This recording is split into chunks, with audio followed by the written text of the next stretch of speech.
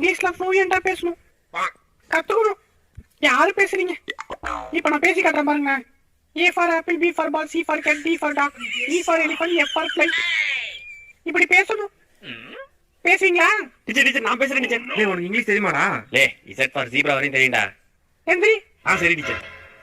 English பேசுவியா? பேசுறேன் teacher.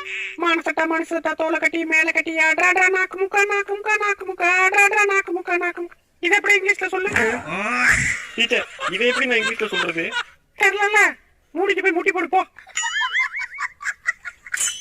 வந்து வச்சுக்கோ. ராஜ்குமார், நான் வேணா இன்னொரு சான்ஸ் தரேன். நான் இங்கிலீஷ் எழுதி தரேன், அதை அப்படியே தமிழ்ல டிரான்ஸ்லேட் பண்ணி எழுதி தெரியா? எழுதுற டீச்சர் கொடுங்க. PURESURE. டீச்சர் எழுதிட்டேன் தாங்க. உங்க கூட என்ன எழுதிருக்கான்னு பாப்போம். பூரி சூரியா.